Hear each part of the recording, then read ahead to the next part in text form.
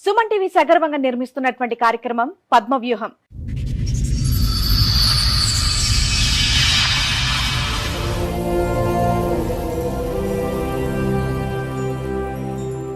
మరి ఈ కార్యక్రమాన్ని సమర్పిస్తున్న వారు 6JVR జమలాపురం వారి రత్నాంజలి. మీ అదృష్టాన్ని మార్చుకోవటం ఇప్పుడు కల కాదు, 6JVR తో సాధ్యం. ఆడపిల్లకు పెళ్లి లేనివి, బాబుకు కూడా పెళ్ళి అయింది, తర్వాత కొన్ని కారణాల వల్ల విడాకులైనవి. ఈ అబ్బాయి వయసు ఎంత ఉంటుందండి? అమ్మాయి డిగ్రీ ఫస్ట్ ఇయర్ అంటున్నారు కదా. ఇప్పుడు 33 సంవత్సరాలు, 34. అప్పుడు 20 సంవత్సరాలు. 13 ఏళ్ళు అయిందా మీ అబ్బాయికి పెళ్ళి?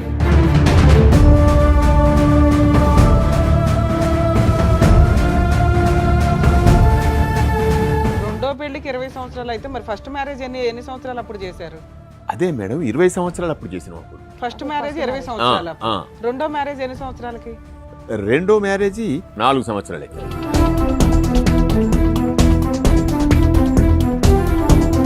మధ్యలో ఒక అమ్మాయిని లవ్ చేసినాడు. మళ్ళీ మధ్యలో ఫస్ట్ పెళ్లి అయిపోయిన తర్వాత ఏ పని చెయ్యడు, తాగుతాడు, తండ్రి సంపాదన మీద బతుకుతున్నాడు.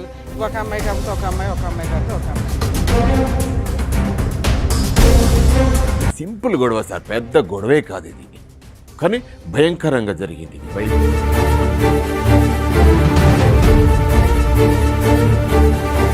నాకు అందరికి టీ తాగుతాను, నువ్వు పని చేయొద్దన్న కదా, మళ్ళీ ఎందుకు చేస్తున్నావు అని ఎవరన్నారు?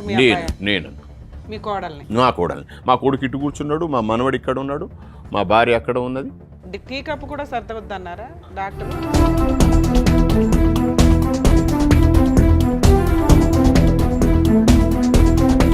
ఆయన అక్కడి నుంచి వచ్చి కొడుకుల సంగతి చూస్తా, వాడు ఏమంటాను నిన్ను, నువ్వు ఒకసారి పోలీస్ స్టేషన్కి పో, పోలీస్ స్టేషన్లో కంప్లైంట్ చేయి, వాళ్ళ కురాలు కొడదాం, వాళ్ళని ఏం చేయాలనో అది చెప్పిస్తా.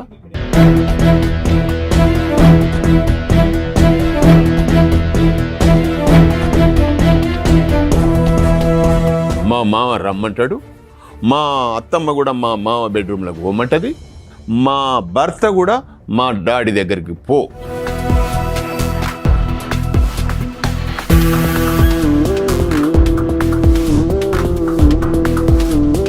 చెప్పకోకుండా కానీ మా ఆయన, మా అత్త, మా మామది మీద ఎక్కువైంది. నా ప్రాణాల మీదకి, నా కొడుకు ప్రాణాల మీదకి వచ్చింది కాబట్టి బయట పెట్టాల్సి వచ్చింది.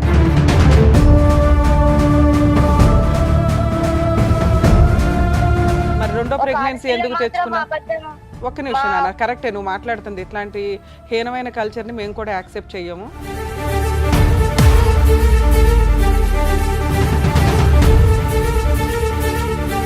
ఆ డెలివరీలు అయిపోయేదాకా ఉండాలి కదా. 7th మంత్ ప్రెగ్నెన్సీ టైంలో ఇంత ఎమోషనల్ గా ఇంత టీవీ ఛానల్స్ లో కూర్చొని వాళ్ళు ఇంట్లో నుంచి నెట్టకపోతే నువ్వు ఆ హెరాస్మెంట్ భరిస్తూనే ఉండేదానివి.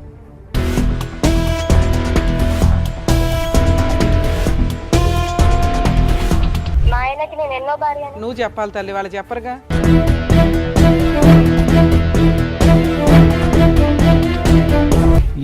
ఏం అడుగుతావు? మీరు ఎలా అడుగుతున్నారు? అమ్మాయిని రమ్మని చెప్పి మీ ఇంటికి, మళ్ళీ మానభంగం చేశాడు మా మామ అని చెప్తాడు. రెడీయా మీరు ఆ కేసు ఫేస్ చేయడానికి?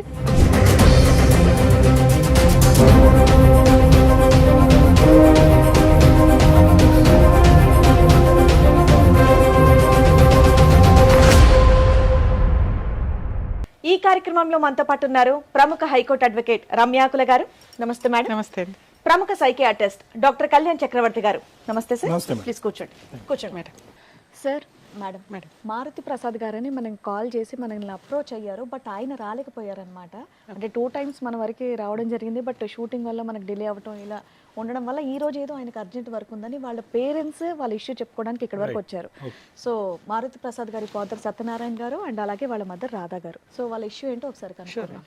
నమస్తే అండి. నమస్తే అమ్మా, చెప్పండి సార్, ఎక్కడి నుంచి వస్తున్నారు? సార్, మేము మంథని, పెద్దపల్లి డిస్టిక్ మంథనిలో ఉంటాం. సింగరేణిలో ఉద్యోగం చేశాను మేడం, రిటైర్మెంట్ అయినా ప్రస్తుతానికి ఇప్పుడు వ్యవసాయం చేస్తున్నాం.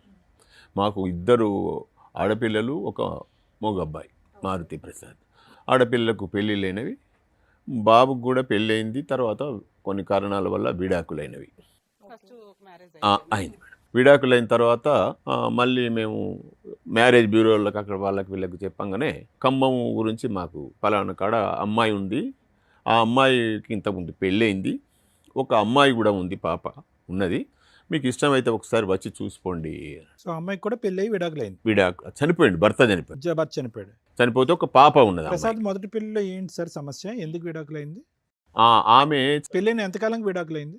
విడాకులైన కొద్ది రోజులకే పెళ్ళైంది. ఏంటి సమస్య ఏంటి? వాళ్ళు మా చుట్టాల అమ్మాయినే ఇచ్చిండ్రు. వాళ్ళు అప్పుడు చుట్టాల అమ్మాయినే ఇస్తే అప్పుడు యూనివర్సిటీ తేడా ఉన్నది. వాళ్ళదొక జిల్లా, మాదొక జిల్లా. అది మంచిర్యాల, మాది కరీంనగర్ జిల్లా. ఆ శాతవాహన యూనివర్సిటీ, ఉస్మానియా యూనివర్సిటీ అని ఆ డిస్టిక్లనే చదవాల్సి వచ్చింది. ఆమె డిగ్రీ ఫస్ట్ ఇయర్లో పెళ్లి చేసుకున్నారు. నేను పై చదువుల కోసం ఈయన కొద్దిగా డ్రింక్ చేస్తాడు మా బాబు. అప్పటి నుండి కూడా డ్రింక్ అలవాటు, తాగుడు పని అలవాటు. చేస్తాడు మీ అబ్బాయి? మా బాబు అప్పుడు సింగరేణిలో కాంట్రాక్ట్ లైసెన్స్ తీసుకున్నాడు. కానీ కాంట్రాక్ట్ ఇప్పటి వరకు ఆయన ఎప్పుడు చేయలేదు. నేనే ఉద్యోగం చేసేది. మామూలుగా మాకు పెద్ద అలవాట్లు ఏమి లేవు కాబట్టి జీవనం గడిచేది. మేము ఇంత చేసుకొని ఓ ఇల్లు కట్టుకున్నాం. తర్వాత ఈ ఖమ్మం అమ్మాయి దగ్గరికి పలానానగా మేము ముగ్గురం పోయినాం, చూసుకున్నాం. సరే అని వాళ్ళకు నచ్చింది. సరే అని. మీ అబ్బాయి వయసు ఎంత ఉంటుందండి? అమ్మాయి డిగ్రీ ఫస్ట్ ఇయర్ అంటున్నారు కదా.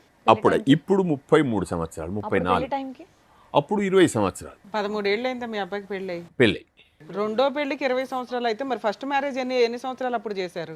అదే మేడం, 20 సంవత్సరాలు అప్పుడు చేసినాం. అప్పుడు ఫస్ట్ మ్యారేజ్ 20 సంవత్సరాలు. రెండో మ్యారేజ్ ఎన్ని సంవత్సరాలకి? రెండో మ్యారేజీ 4 సంవత్సరాలు. రైట్. మధ్యలో ఒక అమ్మాయిని లవ్ చేసినాడు. మళ్ళీ మధ్యలో ఫస్ట్ పెళ్ళి అయిపోయిన తర్వాత మరి ఆ అమ్మాయి ఏమైంది? ఆ అమ్మాయి వాళ్ళ ఫాదర్కి ఉద్యోగం అంటే వాళ్ళ ముగ్గురు ఆడపిల్లలు. వాళ్ళ ముగ్గురు అక్క చెల్లెళ్ళు అయితే ఈయనకు ఉద్యోగం ఇస్తా అని చెప్పి కొంతమంది, లేదు ఇంకో అల్లునికి ఉద్యోగం ఇవ్వాలని ఈ డిస్కస్లో గొడవ అయ్యి లవ్ ఫెయిల్యూర్ అయిపోయింది. ఫెయిల్యూర్ అయిపోయిన తర్వాత ఖమ్మం అమ్మాయి దగ్గర. మీరు మొదటి పెళ్లి నుంచి ఇప్పటి వరకు మీ అబ్బాయి తాగుతూనే ఉన్నాడా? తాగుడు మధ్యలో బంద్ చేయలేదు సార్. బంద్ చేయలేదు అంటే తాగుతూనే ఉంటాడు మామూలుగా. ఏ పని చెయ్యడు, తాగుతాడు, తండ్రి సంపాదన మీద బతుకుతాడు. ఒక అమ్మాయి కాకపోతే ఒక అమ్మాయి, ఒక అమ్మాయి కాకపోతే ఒక అమ్మాయి. ఇవి మాత్రం వాస్తవాలు నిజాయితీగా ఒప్పుకుంటున్నారు. కొంచెం నిజంగా మా అబ్బాయి కదా దాచి పెడదాం అనేటువంటి. ఎందుకంటే దాచి పెడితే ఇప్పుడు నేను మళ్ళీ మీ దగ్గర చెప్పుకో న్యాయం అడగాలి సార్. మా పరిష్కారం వ్యసనం ఉందనేది పరిష్కారం మిమ్మల్ని అడగాలి. ఏ వయసు నుంచి ఉందండి? 20 సంవత్సరాలకే మొదటి పెళ్ళి అన్నారు కదా, అప్పటి నుంచే తాగుతున్నారు? అప్పటి నుండి తాగుతారు మేడం. అంతకు ముందు నుండి. ఏం చదువుకున్నాడు మీ అబ్బాయి? మా అబ్బాయి 10వ తరగతి పాస్ కావడానికి నానా తప్పలబడి 10వ తరగతి పాస్ చేయించను. ఇది ల్యాబ్ టెక్నీషియన్ ఇంటర్మీడియట్ అది చేస్తే వెళ్ళలేదు. ఇక అప్పటి నుండి ఆయన అలవాట్లు ఆయనకు, మా అలవాట్లు నేను ఉద్యోగం చేసుకోవాలని నేను. కష్టం మీ అబ్బాయితోట మీ కోడలతోట? ఇప్పుడు వచ్చింది మొదటి నుంచి మా అబ్బాయితోని, ఇవ్వాలని మాత్రం మా కోడలతోని. ఓకే. అంత వన్ డేలో ఏం ట్విస్ట్ జరిగింది? 3 years బ్యాక్ పెళ్లి దగ్గర నుంచి చెప్పండి ఏమైంది? అయితే మేము ఖమ్మం పోయి చూసి వచ్చిన తర్వాత 3 లక్షల రూపాయలు కట్నం మాట్లాడుకున్నాం. మీరు ఎంత బంగారం పెడతారు అని అంటే మాకేం తక్కువేం లేదు, ఉద్యోగం చేస్తున్నాం, ఎంతో అంత ఉన్నది, పెద్ద ఇల్లు ఉన్నది, కిరాయిలు వస్తే అవి పర్వాలేదు. ఇంత నేను రిటైర్ అయిన తర్వాత వచ్చిన పైసలతో పొలాలు కొనుక్కున్నాం. 15 ఎకరాల వరకు కొనుక్కున్నాం సార్. 15 ఎకరాల పొలం ఉంది, ఒక 2 పెద్ద ఇండ్లు ఉన్నాయి. మంత్రిలో ఒకటి ఉన్నది, గోదావరి. ఇదంతా నేను సంపాదించుకున్నాను సార్. మా అమ్మ నాన్న, మా తల్లిదండ్రి ఆస్తి కూడా నేను తీసుకోలేదు. మా బ్రదర్స్కు వాళ్ళు కొంత తీసుకున్నారు, కొంత వాళ్ళ దగ్గర ఉన్నది కూడా గంతట్నే ఉండేవాళ్ళు. అయిన తర్వాత మేము ఈ అమ్మాయిని పెళ్లి చేసుకునేటప్పుడు మీరు ఎంత పెడతారంటే, పర్వాలేదా ఎంత అడిగినంటే వాళ్ళు 6 తులాలు మేము అడిగిళ్ళు. 6 కాదు ఇంకో తులం ఎక్కువైనా పర్వాలేదు, మా ఇంట్లోనే ఉంటుంది కదా అని చెప్పి 8 తులాలు ఏమో పెట్టినాం. అక్కడనే వరంగల్నే కొన్నాం, అయిపోయింది. అది తీసుకున్నాం. పెళ్ళి జరిగింది. పెళ్ళి అయిన తర్వాత ప్రెగ్నెన్సీ అయింది, ఒక బాబు. ఈ 3 yearsలో వచ్చిన 2వ సంవత్సరంలోనే మళ్ళీ బాబు అయిన తర్వాత నేనేం చెప్పినా, నాన్న మనకు వారసుడు వచ్చిండు, ఈ దీంట్లో నుంచి ఒక 2 ఎకరాలు ఇక అంతా నా మీద ఉంటే ఇది ఈ రైతు బంధు కూడా వస్తలేదు, చేస్తావా అంటే, సరే డాడీ మరి చెయ్యి, మరి ఎక్కడైనా ఒకటి చేద్దాము అని అనుకున్నాం. ఈ అనుకున్న క్రమంలో మళ్ళీ అట్లనే ఈయనకు ఆధార్ కార్డు కావాలి కదా, ఈ ఆధార్ పుట్టిన మా మనవనికి ఆధార్ కార్డు రావడానికి 5-6 నెలలు పట్టింది. ఈ 5-6 నెలల్లో మళ్ళొక ప్రెగ్నెన్సీ కన్ఫామ్ అయింది. అరే ప్రెగ్నెన్సీ కన్ఫామ్ అయింది కదా, మరి చెరొక 2 ఎకరాలు చేస్తే అయిపోతుంది, ఇదంతా వ్యవహారం ఎందుకు ఇప్పుడు మళ్ళీ ఎందుకంటే సరే అనుకున్నాం. 4వ నెల, 5వ నెల, 6వ నెల, 8వ నెల, 7వ నెల వరకు వచ్చింది. 7వ నెలకు వచ్చి రాగానే వీళ్ళు ఏం చేసినారు, హాస్పిటల్ పోయినారు. సింపుల్ గొడవ సార్, పెద్ద గొడవే కాదు ఇది, కానీ భయంకరంగా జరిగింది ఇది. ఇప్పుడైతే కళ్ళకు నీళ్ళు వస్తున్నాయి. భయంకరంగా వ్యవహారం. 7వ నెలకి ఏమైంది, వీళ్ళు హాస్పిటల్ పోయిన తర్వాత జనరల్గా డాక్టర్లు ఏం చేస్తారు, గైనకాలజిస్ట్ మీరు రెస్ట్ తీసుకోవాలమ్మా.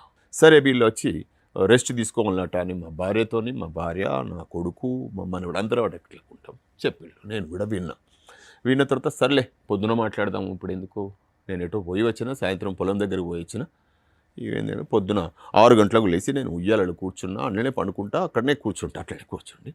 ఈమె మా కోడలు లేచి ఊడ్చుకుంటూ వస్తుంది. రాత్రి అన్నమాట నాకు గుర్తున్నది, నేను సాయంత్రం అన్నది, నేను రెస్ట్ తీసుకోవాలన్నారు కదమ్మా, నువ్వు ఊడవకు, అత్తమ్మే ఊడుస్తుంది, వంట చేస్తుంది, మీ రూమ్లోకి పంపిస్తుంది, నువ్వు పని చేయొద్దు. ఎందుకు అంటే కొద్దిగా వ్యంగ్యంగానే మాట్లాడినా. ఎందుకు మాట్లాడాల్సి వచ్చింది అంటే అసలు మా ఇంట్లో పని ఏమి లేదు, ఇల్లు ఊడవడమే పని, ఇంకో పని ఏం లేదు. బయట పాపం ఆమె చేస్తుంది, వంట చేసుకొని తింటాం. ఇక బయటి పనులన్నీ నేనే చేస్తాను, కూరగాయలు తెచ్చుడు కానీ, పొలం దగ్గరికి పోవుడు కానీ, ఇతరత్ర బయటి పనులన్నీ నేనే చేస్తాను. ఇక మా బాబు కూడా ఇంట్లోనే ఉంటాడు, ఆయన ఏం పని చేయడు, ఎవ్వరేం పని చేయరు ఇంట్లో. ఒకరిని నేను బయట పనులు చేస్తా, ఈమెమో ఇంట్లో పని ప్లస్ వంట చేస్తాను. టీ పెట్టింది ఈమె, టీ నాకు అందరికి టీ తాగుతాను, నువ్వు పని చేయొద్దన్న కదా, మళ్ళీ ఎందుకు చేస్తున్నావు అని ఎవరన్నారు? నేను మీ కోడల్ని? నా కోడల్ని. మా కొడుకు ఇటు కూర్చున్నాడు, మా మనవడు ఇక్కడ ఉన్నాడు, మా భార్య అక్కడ ఉన్నది. టీ కప్పు కూడా సర్దవద్దన్నారా డాక్టర్? వాళ్ళు అనలేదు, నేను అంటున్నా, మీరు అంత కేరింగ్గా ఊడు వద్దన్నా.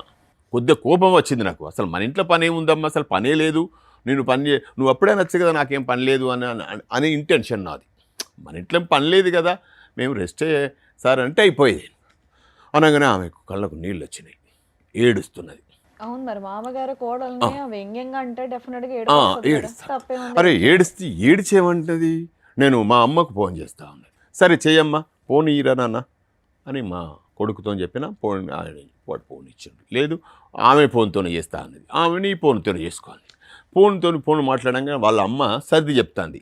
ఏందే ఇంత పొద్దున లొల్లి, ఏదో కలుపుకొని పోవాలి, ఏదన్నా ఉంటే సర్దుకొని పోవాలి, నువ్వు అట్లా ఉన్న మనిషివి, ఇప్పుడు అనవసరమైనటువంటి ఇదే తతంగం ఎందుకు చేస్తాను చెప్పి మీ కోడలికి సర్ది చెప్పింది వాళ్ళ సర్ది చెప్తాంది మా అయ్యపురాలు. చెప్పిన తర్వాత ఇక అయిపోయిన తర్వాత వీళ్ళ అన్న మంచంలోకి లేచి వచ్చిండో లేకపోతే వాడు ఎక్కడో 6 గంటలకి కదా, ఆయన అక్కడి నుంచి వచ్చి కొడుకుల సంగతి చూస్తా, వాడు ఏమంటాను నిన్ను, నువ్వు ఒకసారి పోలీస్ స్టేషన్కి పో, పోలీస్ స్టేషన్లో కంప్లైంట్ చేయి, వాళ్ళ రాలకూడదాం, వాళ్ళని ఏం చేయాలనో అది చెప్పిస్తా. ఇక్కడ ఏంటి అంత సీనే ఉంది ఇక్కడ లేదు సార్, అక్కడ నుంచి ఫోన్లో ఈమె ఏడుస్తున్నది కాబట్టి అక్కడ ఏమనిపించిందో ఆయన ఏదో జరిగి, ఇప్పుడు ఈ కళ్ళ ముంగట కనబడితేనేమో ఏం కనబడదు, ఈమె ఫోన్లో ఏడుస్తున్నది. సరే, వాళ్ళిద్దరు రిలేషన్ ఎలా ఉండిందండి మొగుడు పిల్లలది? అప్పటి వరకు బాగా గొడవలు లాంటివి లేవు. సో మీ మధ్య కూడా ఎటువంటి డిస్టర్బెన్సెస్ ఎక్కడ ఏమీ లేదు, అత్త మామయ్య కోడలు అందరం మంచిగా వ్యంగ్యంగా అనాల్సిన అవసరం ఏమొచ్చిందండి? నీకు అసలు పని ఎక్కడిది, నీకు అసలు ఆయన ఎట్లా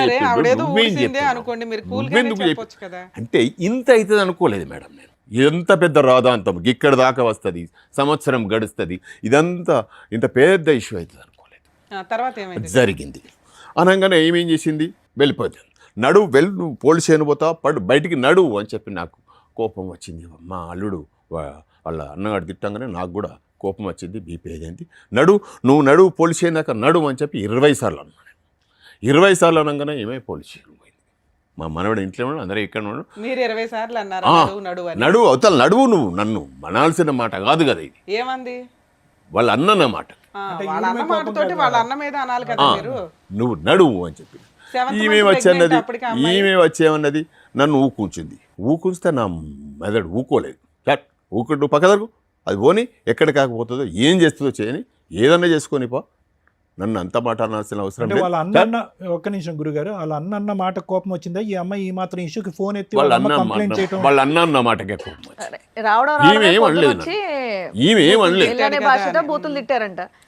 ఈమె ఏమనలేదు నన్ను, ఈమె ఏమీ అనలేదు, మా కొడుకు ఏమనలేదు. నా పాయింట్ అర్థం కాలేదు మీకు. నేను అనేది ఏంటంటే, ఈ అమ్మాయి ఈ మాత్రం అంశానికి ఫోన్ ఎత్తి వాళ్ళకి చెప్పకుండా ఉంటే అయ్యేది కాదు.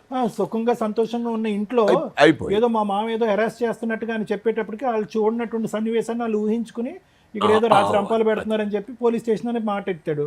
అది కోపం వచ్చి ఒకసారి అన్నారంటే 10 సార్లు ఏం చేస్తారు వీళ్ళు.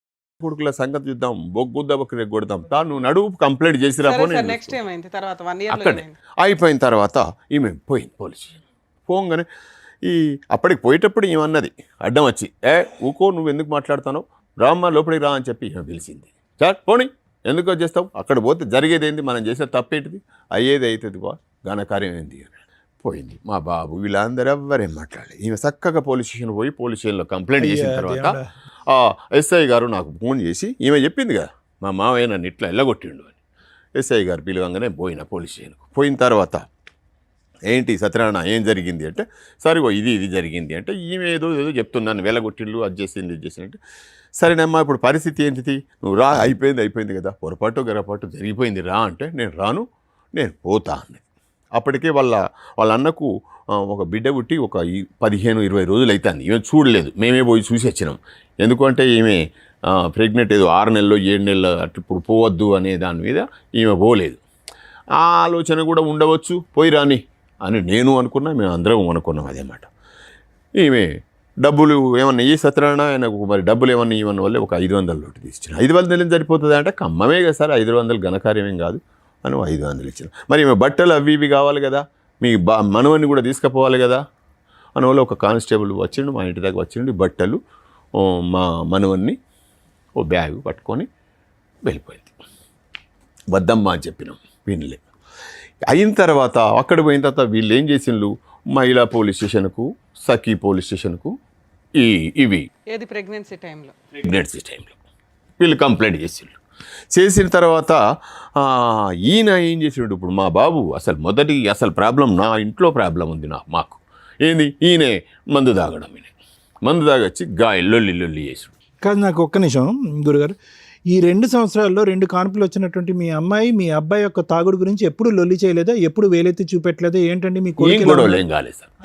ఈయన తాగుతాడు మామూలుగా, ఆయన ఏంటాడు, నేను ఎవరి జోలికి ఎందుకు వస్తాడు, డబ్బులు ఇంట్లో నేను ఇస్తా, డబ్బులు నేను ఇస్తా, డబ్బులు ఎప్పుడు అడిగితే వీళ్ళు అంటారు అందరు నన్ను, డబ్బులు ఎందుకు ఇస్తాను నీ కొడుకుంటే ఇవ్వాల్సిందే, ఇవ్వకుంటే ఈ ఆస్తి నేనేం చేసుకుంటా, నా ఆలోచన కూడా ఇంతే, నేను ఎప్పటికైనా ఇచ్చుడే. అది కాదు సార్, ఇచ్చుడు అంటే కనుక మంచి పనులకి ఇచ్చుడు అయితే, మంచి పనులైనా చెడ్డ పనులైనా ఆయన నన్ను ఆ రకంగా బెదిరిస్తాడు. ఆయన ఇంటెన్షన్, ఆయన మాటల విధానం చూస్తే ఇక నేను నా లైఫ్ వేస్ట్ అంటాడు. అనగానే ఎందుకు నాకు మీ కొడుకు కూడా ఇండైరెక్ట్ గా మీ కొడుకు కూడా మీకు భారమే అని చెప్తున్నారు మీరు, అంతే కదా. ఆయన తర్వాతనే ఈయన ఏం చేసినాం, రిహాబిలిటేషన్. సూపర్, వెరీ గుడ్, ఎప్పుడో చేయాలి. చేసిన అంతకుముందు కూడా ఒకసారి చేశారా? ఈయన రిహాబిలిటేషన్ పంపించగానే అక్కడ ఏం జరిగింది, వీళ్ళు సఖీ పోలీస్ స్టేషన్లో కౌన్సిలింగ్ పెట్టి ఇతను రిహాబ్లో ఉన్నాడు, ఈయన రిహాబ్లో ఉన్నాడు, నేను కౌన్సిలింగ్కి వెళ్ళాలి. మేమిద్దరం కలిసి కౌన్సిలింగ్కి పోయినాం. కౌన్సిలింగ్ పోయినాక వాళ్ళు నన్ను అడిగిండ్రు, మీ బాబు రావాల్సింది మీరెందుకు వచ్చిండ్రు అని. సరిగా ఆయన పరిస్థితి మంచిగా లేడు, హాస్పిటల్లో ఉన్నాడు, నేను వచ్చినా ఏదన్నా ఉంటే మేము మాట్లాడతాం. ఇంకెక్కడికైనా మీ అబ్బాయి తరపున మీరే రిప్రజెంటేషన్? నేనే సరిగా ఇప్పుడు కూడా రావాల్సిందని కారణం కూడా అదే. ఇప్పుడు ఆయన రాకపోవడానికి, ఆయన ఇప్పుడు మాలలో ఉన్నాడు కానీ ఆయన మాట అంటే మాటనే. ఇది ఎన్నోసారి మాల వేసుకోవటం స్వామి అతను? ఈయన 4 నాలుగోసారి. ఆ 4-5 సార్లే తాగుడు ఆపటం ఈ 15-20 సంవత్సరాలు, అంతేగా. హనుమాన్ మాల వేస్తాడు, మిగతా టైం అంతా దుర్గమాత మాల వేస్తాడు. చెప్పండి, మీరు చెప్పింది బాగుంది. ఇవన్నీ కౌన్సిలింగ్ కి మీరు వెళ్ళారు? మేమిద్దరం వెళ్ళిన తర్వాత ఇక వాళ్ళు మన మాట ఎందుకు చేస్తారు అంతా, ఇక వాళ్ళు లేదు మీరు ఆయనే రావాలి అది అంటే, సరేనమ్మా మీరు ఎట్లా అనుకుంటే అట్లా, మీకు నష్టం అయితే జరుగుతుంది, మీకే జరుగుతుంది నష్టం, ఇబ్బంది పడతారు, అటువంటిది కానిచ్చుకోకండి, ఇప్పటికైనా మంచిదే రండి. ఆయన ఎక్కడున్నాడు అంటే, ఆయనకి రిహాబ్లో పోయిండు అన్న విషయం వాళ్ళకు కూడా అర్థమైంది. నేను మాత్రమే హాస్పిటల్లో ఉన్నాడు అన్న వాళ్ళకు, రిహాబిలిటేషన్లో ఉన్నా అన్న విషయం వాళ్ళకి అర్థమైన తర్వాత ఇక వాళ్ళు సరేలే ఇక మీరు అట్లా కాదు, మేము పోలీస్ స్టేషన్కే పంపిస్తాం, మీరు కేసు అక్కడికే రండి. సరే ఇంకొకసారి తీసుకొని వస్తే అవకాశం ఇవ్వండి మేడం అని చెప్పి వాళ్ళని కూడా అన్నా. సరే వాళ్ళు ఏం చేసిండ్రు, ఇంకోసారి అవకాశం ఇచ్చిండ్రు. ఇంకోసారి ఈయనను తీసుకువచ్చి ఈయనతో మళ్ళీ పోయినాక కూడా మళ్ళీ పోలే, ఇంకోసారి అవకాశం ఇచ్చిండ్రు. ఎప్పుడు 28వ తారీఖు జనవరి 28 తారీఖు పోయేసరికి అంతకు క్రితమే ఒక 2 సంవత్సరాల క్రితం మా చిన్న బిడ్డకున్న మా చిన్నల్లునికి గొడవలైనాయి. 2 సంవత్సరాల క్రితం, దానికి 2 సంవత్సరాల క్రితం వీళ్ళు గొడవై, మా బిడ్డ వేరే ఉంటుంది, మా బిడ్డకు 2 ఆడపిల్లలు, ఒక మనవరాలేమో అల్లుని దగ్గర ఉంటుంది, ఒక మనవరాలు మా బిడ్డ దగ్గర ఉంటుంది, వీళ్ళు వేరు ఉంటారు. ఈ క్రమంలో 28 తారీఖు వెళ్ళాల్సింది ఉన్నది. ఈ క్రమంలో మా అల్లుడు అంటే మా చెల్ల కొడుకే ఇచ్చినాం సంబంధం, ఆయన మా చెల్ల కొడుకే. వీళ్ళు ఏం చేసిండు, మా అల్లుడు నువ్వు మా కోడలు ఇద్దరు కలుసుకున్నారంటే ఈయన ఆమెకు ఫోన్ చేసిందా, ఆమె ఈయనకు ఫోన్ చేసిందా? ఫోన్ చేసిన తర్వాత ప్లాన్ వేసిండు. ఏంటిది ప్లాను? వాడిని రావుల సత్యనారాయణ అనేటువంటి నిన్నుంచి కాదమ్మా, వాడిని అంచుడంటే ఎవ్వరి నుంచి కాదు, నేను చెప్తాను విను, నువ్వు ఒక్కసారి రా, మా ఊరికి రా మంతెనకు అని చెప్పి మంతెనకు పిలిపించుకున్నాడు వీడు. ఎవడు? మా అల్లుడు. చెల్లే, నేను నీకు ఒక మాట చెప్తా విను, ఈ పద్ధతి ప్రకారం చేస్తే వాడిని తలకాయ తెల్లవారి వాడు ఊరు పెట్టుకోవాలన్నాడు చౌరస్తాలు పోయి. నేను ఆ పని చేస్తా, నేను చెప్పినట్టు విను అని. మా చుట్టాలే సార్ అందరు, మా ఊళ్ళో అందరూ మా చుట్టాలు, మా మామలు, తాతలు, బావలు, బామర్దులు అందరూ ఉంటారు. ఈ అందరి ఇళ్ళకు వీడు మా కూడలు తీసుకొని పోయిండు. ప్రెగ్నెంట్తో ఉన్నది పాప ఇంత. అందరికి దండం పెట్టి మా మావ నన్ను గుంజిండు, మా మావ రమ్మంటాడు, మా అత్తమ్మ కూడా మా మావ బెడ్రూమ్లోకి పోమంటుంది, మా భర్త కూడా మా డాడీ దగ్గరికి పో. మీకు ఒకసారి వీడియో పెట్టిన సార్, చూసింది అనుకుంటా మీరు. పెట్టినారా మీరు? అయితే ఇవన్నీ చెప్పుకుంటా ఊరందరికి చెప్పేసింది. ఈ ఊరందరూ ఒక్కడికి జమ అయిండ్లు. ఏది ఫిబ్రవరి 9 తారీఖు అనుకుంటుంది. పెళ్ళిళ్ళు ఉన్నాయి. మేము 17 తారీఖు 13 తారీఖు ఖమ్మం పోవాల్సింది. 2 రోజుల ముందే మేమే వస్తాము అని చెప్పి మాకు మతలబు చేసి వాళ్ళు వచ్చిండు. ఈమె ఒక పెళ్ళికి పోయింది, మా కొడుకో పెళ్ళికి పోదామని రెడీ అయిండు. నేను పొలం దగ్గర ఉన్నా. నాకు పొలం దగ్గరికి ఫోన్ చేసిండు, నువ్వు రా, మీ ఇయ్యపురాళ్ళు అది బండేసి కారు వేసుకొని వచ్చిండ్లు, అందరు జమైండ్లు, ఈ చింత చెట్టు కాడికి వస్తే పంచాయతీ. సరే నేను వస్తానే, చిన్న పని ఉన్నది, వీళ్ళకు ఈ వర్కర్ల కూలీలకు పని చెప్పి నేను ఒక పావు గంట అరగంటలో వస్తా అన్న. నేను అరగంటలో వచ్చే వరకు వీళ్ళంతా నాకు అర్థమైపోయింది, సీన్ అంత ఉల్టా పల్టా అయిపోయింది. నా మీద ఇంత దుర్మార్గునివా అనే మాటలు గుసగుసలు నాకు వినబడతాయి. అనగానే నేనేం చేయాలి? మీ అమ్మాయి ఎక్కడ ఉంది వాళ్ళ పాపతోటి? వదిలేసి వచ్చిన అమ్మాయి తెలిసి వస్తాయి కనుక బ్రహ్మదేవుడి మీద ఒట్టు, నేను తాగుడు ఆపేస్తానని చెప్పి శపథం చేయాలి. కానీ ఇక్కడికి వచ్చిన తర్వాత మీరు మీ ద్వారా ఏమన్నా మాకు మంచి జరిగితే సంతోషపడతాం సార్. ఇలా మీరు ఇక్కడికి వస్తున్నట్టు తెలుసా అమ్మాయికి? తెలీదు. ఇంతకుముందు తెలుసు, ఇంతకుముందు ఫోన్ చేసింది అమ్మాయికి కూడా ఫోన్ చేసింది. హలో ఎవరండి? హలో, మౌనిక గారండి మాట్లాడేది? అవునండి. నేను సుమన్ టీవీ పద్మవ్యూహం ప్రోగ్రామ్ నుంచి శ్రీవాణిని మాట్లాడుతున్నాను. చెప్పండి. ఇక్కడ అడ్వకేట్ రమ్య గారు మీతో మాట్లాడతారు, ఒక నిమిషం మాట్లాడండి. మేడం, నేను పాపని తీసుకొని హాస్పిటల్లో ఉన్నాను, నేను తర్వాత కాల్ చేస్తాను మేడం. నానా పర్లేదమ్మా, ఒక్క నిమిషం తల్లి. మీ మావయ్య గారు వీళ్ళు వచ్చారు. ఏంటి అసలు ఆయన మీద ఒక ఎలిగేషన్ ఒకటి సీరియస్ గా నడుస్తుంది. ఏం జరిగింది నాన్న? తను చేసిందే నేను చెప్పాను మేడం. మా మామ నన్ను సెక్సువల్ గా చాలా ఇబ్బంది పెడుతున్నాడు. ఎంతంటే అంత ఘోరంగా ఇబ్బంది చేస్తున్నారు. నాన్న, ఆ విషయం మీద మీరు కంప్లైంట్ ఇవ్వకుండా ఎందుకు భరించారమ్మా అప్పటిదాకా, లాస్ట్ మినిట్ దాకా? ప్రెగ్నెన్సీలు వచ్చినాయి, ప్రెగ్నెన్సీలు గురించి వస్తున్నప్పుడు మీరు డాక్టర్ దగ్గర ఫస్ట్ మ్యామ్ చెప్పేది ఏంటంటే, నాకు ఫస్ట్ మ్యారేజ్ అయింది, నాకు ఒక పాప ఉన్నది. ఆ పాప ఫ్యూచర్ గురించి ఆలోచించి నేను ఎంతవరకు కూడా చెప్పకోకుండా ఉన్నా. కానీ మా ఆయన, మా అత్త, మా మామది నెరి ఎక్కువైంది, నా ప్రాణాల మీదకి, నా కొడుకు ప్రాణాల మీదకి వచ్చింది కాబట్టి బయట పెట్టాల్సి వచ్చింది. సరే నాన్న, మీరు పెళ్ళైన దగ్గర నుంచే ఈ హెరాస్మెంట్ ఉందా మీకు? స్టార్టింగ్ నుంచి? నా మా బాబు కడుపులో పడిన తర్వాత నుంచి ఉంది మ్యామ్. మరి రెండో ప్రెగ్నెన్సీ ఎందుకు తెచ్చుకున్నా? ఒక్క నిమిషం నాన్న, కరెక్టే నువ్వు మాట్లాడుతుంది. ఇట్లాంటి హీనమైన కల్చర్ని మేము కూడా యాక్సెప్ట్ చెయ్యము. ఇలా ఒక మామగారు, అత్తగారు, హస్బెండ్ హెరాస్ చేస్తుంటే నువ్వు రెండో ప్రెగ్నెన్సీ ఎందుకు తెచ్చుకున్నావు నాన్న? మ్యామ్, నాకు బయటకు వచ్చే వీలు ఉండకపోయేది. మా హస్బెండ్ మా అమ్మ వాళ్ళ ఇంటికి వచ్చినా కూడా పక్కనే వచ్చేది నాకు. అసలు ఈ ఇంట్లో నీకు ఒక చాలా దారుణమైన ఒక స్త్రీకి జరగకూడని అవమానం జరుగుతుంది, హెరాస్మెంట్ జరుగుతుంది. అలా జరుగుతున్నప్పుడు ఇది ఉండే కాపురమా ఊడే కాపురమా, ఏ రోజు ఎలా వస్తుందో తేడా అని మనం కొంచెం సెకండ్ ప్రెగ్నెన్సీ తెచ్చుకోకుండా ఆగాలి కదా. అవును మేడం, తెచ్చుకోకుండా ఆగాలంటే ఎట్లా అవుతారు? రా పక్క మీదకి రా అని చెప్పేసి గుంజి గొంత దారుణంగా చేసినప్పుడు ఎలా ఉంటారు మేడం? ఇట్లా మాట్లాడదు అమ్మాయి, మీరు అన్న పర్లేదులే కానీ ఇలా చేస్తున్నప్పుడు ఎలా ఉంటారు చెప్పండి? బలవంతంగా ఉన్నప్పుడు ఎలా ఉంటారు? ఓకే, భర్త పరిస్థితి ఏంటమ్మా? మీ ఆయన పరిస్థితి? మా ఆయన మార్నింగ్ లేస్తే తాగడమే పని మేడం. అంత తాగుబోతూ ఇంత హెరాస్మెంట్ ఉన్న కేసులో నిన్ను ఆల్రెడీ ఇంకో పిల్లోడు, ఫస్ట్ పిల్లోడు చిన్న పిల్లాడు అంటే సెకండ్ బాబు, నీ బాబు సెకండ్ బాబు, నీకు చిన్న పిల్లోడు ఉండగా అబ్బాయి మంచం మీదకి వచ్చి తాగొచ్చి లాక్కెళ్ళిపోతుంటే నువ్వు హెరాస్మెంట్ కేసులు కానీ ఏమీ వేయలేదా? అంతకుముందు ఫస్ట్ మ్యారేజ్లో నీకు లీగాలిటీ తెలుసు, కేసులు వేస్తే ఏం జరుగుతుందో తెలుసు. ఎందుకు ఇంత హెరాస్మెంట్ ఎందుకు భరించావు నాన్న? ఎందుకు భరించానంటే నేను కాంప్రమైజ్ అయ్యా జీవితంగా మేడం. మరి కాంప్రమైజ్ ఆ డెలివరీలు అయిపోయేదాకా ఉండాలి కదా. 7th మంత్ ప్రెగ్నెన్సీ టైంలో ఇంత ఎమోషనల్ గా ఇంత టీవీ ఛానల్స్ లో కూర్చొని మా మామ నన్ను ఇంట్లో నుంచి వెళ్ళి నెట్టేశారు. నన్ను ఇంట్లో నుంచి వాళ్ళు ఇంట్లో నుంచి నెట్టకపోతే నువ్వు హెరాస్మెంట్ భరిస్తూనే ఉండేదానివి. అవును వాళ్ళ ఇంట్లో నుంచి నెట్టేసి నిన్ను సేవ్ చేశారు ఒక రకంగా. అయితే లేకపోతే ఏ రోజుకి ఏం జరిగేదో కదా తల్లి. అయితే ఒకటి మేడం, మీరు మీడియా నుంచి ఇట్లా మాట్లాడడం కాదు, మా ఊరికి వచ్చి మా ఊరు మధ్యలో పంచాయతీ పెట్టి మాట్లాడండి మేడం, ఓకేనా? అమ్మా నిన్నేం అనట్లేదమ్మా. ఇప్పుడు మీ మామగారు ఏమంటున్నారంటే ఇక్కడ మీడియా గురించి మీరు మాట్లాడొద్దమ్మా, ఎందుకంటే మీరు అంతా మీడియాలో కూర్చొని ఆ వీడియోలు మాకు పంపించారు. ఇదేమి సీక్రెట్ ఎపిసోడ్ కాదు మీది. సో కాబట్టి మీ మొహాలు జనాలకు తెలియకుండా ఏమీ లేవు. అలాగే మీ మామగారు కానీ మీ హస్బెండ్ కానీ మీరు కానీ ఇక్కడ మీ తప్పేమీ లేదు. ఎందులో తప్పు ఉంది, ఏం చేయాలి, ప్రాబ్లం సొల్యూషన్ గురించి ఒక ఆలోచన అంతే. ఇక్కడ ఒక ఆడపిల్లకి ఇంత హెరాస్మెంట్ జరిగితే మేము ఊరుకోం తల్లి. అసలు ఇదే మాకు తెలిస్తే నేను ఏం చేయాలో అది చేసేదాన్ని. అవునా కాదా? దానికి మేడం మీడియాలో ఎలా మాట్లాడకండి అనడం కాదు. ఒక నిమిషం మేడం, మా మామ మీద ఎన్ని హెరాస్మెంట్ కేసులు ఉన్నాయి ఒక్కసారి చూస్తారా? మా మామ గురించి చెప్పునా? అందుకే ఇప్పుడు ఆయన చెప్పింది మేము నమ్మలేకే నీకు ఫోన్ చేసాం. నువ్వన్నా నిజం చెప్తావు ఏం జరిగిందని. ఇప్పుడు కొన్ని చెప్పావు, ఇంకేమున్నాయి చెప్పునానా? మ్యామ్ మా మామ అదే కండక్టర్ ని గాని గుంజితే అది గాని కేసు ఉంది. మొన్న మా ఇంటి పక్కన మాకు గోదావరికండ ఇల్లు ఉంది, ఆ ఇల్లు గురించి కూడా కేసు ఉంది. సరే అవి సివిల్ కేసులు ఆస్తిగదాలు ఎక్కడన్నా ఉంటే నాన్న.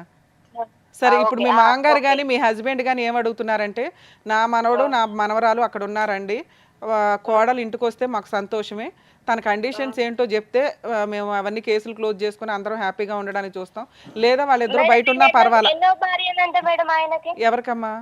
మా ఆయనకి నేను ఎన్నో భార్య. నువ్వు చెప్పాలి తల్లి, వాళ్ళు చెప్పరుగా మేడం. నేను మా ఆయనకి మీరు అడగాలిగా మేడం అసలు అమ్మాయి. అరే మీ మామగారు చెప్పడం ఒక మ్యారేజ్ అయ్యింది, ఆ డైవర్స్ తర్వాత ఎవరినో లవ్ చేశాడు, తర్వాత నీది లవ్ అయితే మ్యారేజ్ అవ్వలేదు కదమ్మా, మీది సెకండ్ మ్యారేజ్ అని చెప్పారు. మీరు చెప్పండి. లేదు మేడం, అమ్మాయితో కూడా మ్యారేజ్ అయింది, అమ్మాయితో కూడా డైవర్స్ అయినా. ఫస్ట్ అమ్మాయిని పెద్ద మనుషులలో కూర్చోబెట్టారు, నాకు ఆ కాగితాలు చూపేలే. తర్వాతకి అమ్మాయిది ఎంగేజ్మెంట్ వరకు వచ్చిన తర్వాత వాళ్ళ ఈయన తాగుడు, ఈయన ఎంగేజ్మెంట్ లో గురించి తెలిసి అది క్యాన్సిల్ అయిపోయింది. అది చెప్పారులేమ్మా, అది చెప్పారు. తర్వాత మంచి అమ్మాయి కోసం అని ఖమ్మం నుంచి మీ సంబంధం వస్తే, ఆ పిల్లలున్నా పర్లేదు, మంచి అమ్మాయి అబ్బాయిని అర్థం చేసుకొని ఉంటది, ప్రాపర్టీస్ ఉన్నాయి కదా, కాస్త కుటుంబం కంటిన్యూ అవుతుందని వాళ్ళు కొంచెం మంచి మనసుతో నీ దాకా వచ్చారండి. 3 అమ్మాయి వరకు ఎందుకు వచ్చింది? ఇద్దరు అమ్మాయిలు కూడా మా మామ హెరాస్మెంట్ ఉంటేనే వెళ్ళారు. మీరు మా ఊర్లో ఎంక్వైరీ చేసుకున్నా పర్లేదు మేడం. వాళ్ళు చెప్తారా నాన్న? వాళ్ళు ఎవరైనా చెప్తారా? ఫస్ట్ అమ్మాయి కానీ సెకండ్ అమ్మాయి కానీ? మేడం నాకు ఎట్లా టచ్ లో ఉంటారు, వాళ్ళ లైఫ్ వాళ్ళు చూసుకున్నారు. మరి నువ్వు అంత పెద్ద ఎలిగేషన్స్ వేసేయకూడదు కదా తల్లి. ఇక్కడ మేము కలపడానికి ఏమన్నా ఆప్షన్ ఉందా అని మేము వెతుకుతున్నాం. మీరు ఆల్రెడీ త్రూ అడ్వకేట్ ద్వారా ఒకసారి అడిగారంట కదమ్మా, ఫుల్ అండ్ ఫైనల్ సెటిల్మెంట్ కలిసి ఉండడానికి నాకు రెడీ అనండి అని.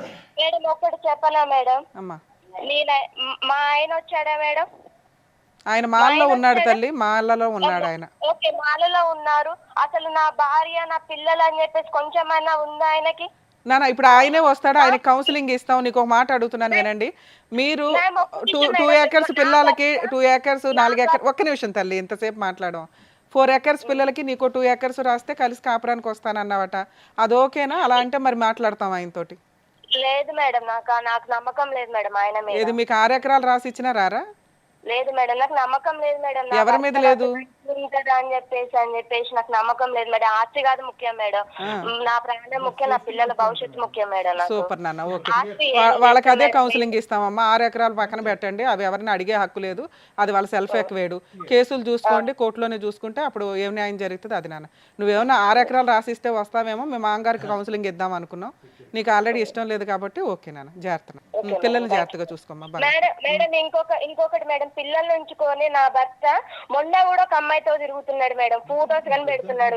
మరి దీని గురించి మీరు చట్టపరంగా నాకు న్యాయం ఏం చేయరా మేడం? నాన్న మీకు ఆల్రెడీ అడ్వకేట్స్ ఉన్నారు, వాళ్ళు సెటిల్మెంట్లు మాట్లాడారు, మళ్ళీ ఇప్పుడు మీరేమో కాదంటున్నారు.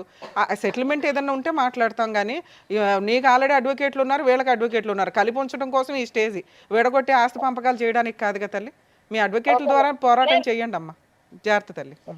లేదండి ఇక్కడ క్లియర్గా అర్థమైపోతుంది కదా మేడం మాట్లాడారు కాబట్టి. తప్పుగా అనుకోకండి. ఇప్పుడు ఆ అమ్మాయి పెద్ద అలిగేషన్ ఏంటంటే, పెళ్లి చేసుకుంది కొడుకు, కాపురం చేసేది నా తండ్రి అన్నట్టు ఉంది ఆ అమ్మాయిది.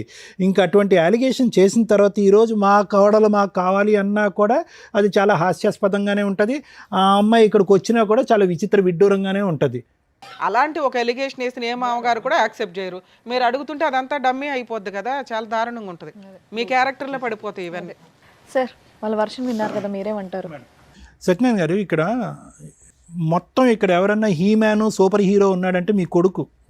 ఒకటి, ఏ తండ్రి అయినా ఏ తల్లి అయినా ప్రధానంగా గుర్తుపెట్టుకోవాల్సింది ఏంటంటే, ఈరోజు ఎక్కడ కూడా ఇటువంటి వేదిక మీద వచ్చినటువంటి తల్లిదండ్రులు ఎవరు కూడా వాళ్ళ కొడుకు మీద ఈ స్థాయిలో వేలెత్తి చూపెట్టలేదు. మీరు వస్తూనే నిజాయితీగా మా కొడుకు యొక్క క్యారెక్టర్ దరిద్రం అండి, మీరు చెప్పింది ఆ కొండ మీద ఉన్న ఆ చిన్న మొక్క స్థాయి చెప్తే కనుక కిందన ఎంత ఉంది 99% అన్నది మేము ఊహించుకోగలం. ఓకే, సో ఈరోజు మీ కోడల కంటే మీకు పెద్ద శత్రువు ఎవరైనా ఉన్నారంటే అది మీ కొడుకు. మీ కొడుకు ఎప్పుడు శత్రువు అయ్యాడు? మీకు ఎప్పుడో శత్రువు అయ్యాడు. ఎప్పుడైతే తాగుడుకు బానిస అయ్యాడో, ఎప్పుడైతే మీ దగ్గర డబ్బులు గుంజుకున్నాడో, ఎప్పుడైతే 10వ తరగతి 10 సార్లు రాశాడో, అప్పటి నుంచే మీ కొడుకు ఒక తెగినటువంటి గాలిపటం. తెగిన గాలిపటానికి మనం ఏం చేయాలి అంటే కనుక దానికి సరిగ్గా తాడు కట్టి దాన్ని పట్టు బిగించి దాన్ని ఒక గాడిలో పెట్టిన తర్వాత ఆ అమ్మాయిని తీసుకొస్తారో, కోడలను ప్రేమించి పెళ్లి చేసుకుంటాడో, ఆ తర్వాత మీ ఇష్టం. ఈరోజు ఎక్కడ తప్పు వచ్చింది ఇక్కడ? మీ కొడుకు ఏం పాత్ర పోషించాడు ఇక్కడ? అప్పటి నుంచి ఇప్పటి వరకు అతను పెళ్లి చేసుకుంది ఎవరినన్నా ఉంటే కనుక ఆ మందుబాటులను పెళ్లి చేసుకున్నాడు. మిగతా వాళ్ళందరూ కూడా తూతూ మంత్రంలాగా వచ్చి వెళ్ళిపోయినటువంటి వాళ్ళే. కానీ మీరు చెప్పినటువంటి వాళ్ళు ముగ్గురే అయితే కనుక, ఇద్దరు భార్యలు ఒక లవర్ అయితే కనుక ఊహించుకున్న వాళ్ళు ఎంతమంది ఉన్నారని చెప్పి ఆ అమ్మాయి అంటుంది. అది మనం ఇంకా నమ్మాలి. ఎందుకంటే మీ అబ్బాయికి చదువు లేదు, సంధ్య లేదు, ఒక పద్ధతి అయినటువంటి ఒక ఉద్యోగం లేదు, ఒక బాధ్యత లేదు. ఇవన్నీ ఏమీ చేయనటువంటి అబ్బాయికి ఈరోజు మీరు ఇక్కడ నోరు లేదు, ఈ తల్లికి నోరు లేదు. ఎందుకంటే కొడుకుని దారిలో పెట్టుకోలేకపోయింది. ఇద్దరు ఆడపిల్లలు ఉన్నారు కాబట్టి, మూడోవాడు కొడుకు కాబట్టి, అరే తై అంటే సై అంటే సైరా, తందన అంటే తందనారా అని చెప్పి, నీ తాగుడికి డబ్బులు కావాలని చెప్పి ఫ్రీగా మీరిద్దరు ఏటీఎం మెషిన్ లాగా అతని తాగుడిని పోషించి పెద్ద చేసి ఈరోజు ఈ పరిస్థితి వరకు తీసుకొచ్చారు. ఇక్కడ ఇంకొక మాటే లేదు. ఇప్పుడు ఏమైంది? మీరు ఫస్ట్ ఆఫ్ ఆల్ మీరు చేయవలసింది ఏంటంటే ఆ అబ్బాయిలో ఒక నిలకడతనం నేర్పించాలి, ఒక ఆలోచన శైలి పెంపొందించాలి, అవసరమైతే 10 సంవత్సరాలు రీహాబిలిటేషన్లో పెట్టాలి, ఇంకో దారిని వెళ్ళి తాగుడు ఆపించాలి, వ్యక్తిత్వాన్ని డెవలప్ చేయాలి.